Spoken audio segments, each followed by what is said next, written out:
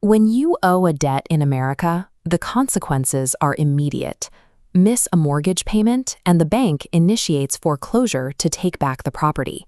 Default on a consumer loan, and a repo agency will arrive to tow your vehicle.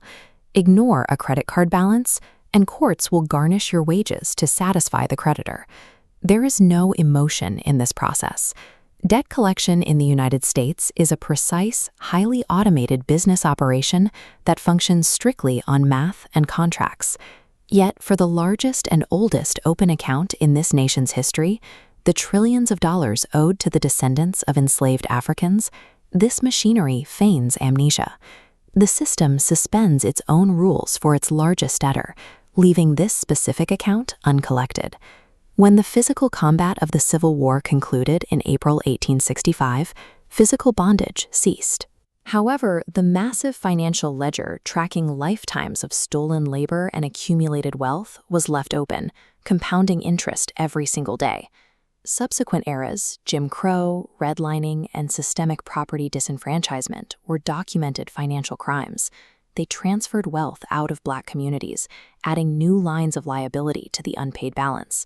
The evidence demands a formal, legally binding collection notice rather than an appeal for empathy. The ledgers detailing this stolen labor are etched directly into the foundation of the modern American economy. Look at the nation's infrastructure. Early American rail networks, including those that became Norfolk Southern, were built by uncompensated enslaved hands. The financial sector shares this history. Aetna and New York Life insured and collateralized human beings. The early capital of banks like Lehman Brothers was seeded by the profits of slave-picked cotton. Under the legal doctrine of successor liability, corporations inherit the financial debts of the businesses they acquire or merge with. Modern corporations cannot erase these historical liabilities simply through mergers or rebranding. The debt legally follows the entity. These institutions hold a direct, quantifiable liability that has survived into the present day. A common argument suggests that the government lacks the blueprint or the mechanism to issue financial restitution for historical harm. The record proves otherwise. Through the Civil Liberties Act of 1988, the United States government acknowledged state-sponsored injustice against Japanese Americans and distributed direct financial compensation to survivors. The government also facilitates ongoing, systematic financial aid programs designed to deliver restitution to Holocaust survivors. This is the District of Columbia Emancipation Act of 1862.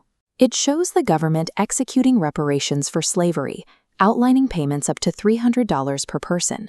The federal payout went exclusively to slaveholders for lost property. The enslaved received nothing. The United States possesses both the established legal blueprint and the proven financial machinery to process this exact type of debt. The evidence shifts the conversation from the realm of apologies to the mechanics of binding financial execution. This requires the drafting of a writ of collection and the establishment of a National Black Restoration Trust Fund to process the incoming capital. The burden of proof is satisfied. The ledgers have been audited, the corporate lines of succession traced, and the evidence verified. If the federal government possessed the financial capacity to write restitution checks to slaveholders, it possesses the same capacity to write checks to the descendants of the enslaved. The 159-year grace period for this open account has expired. America holds a documented financial liability. Now, America must pay.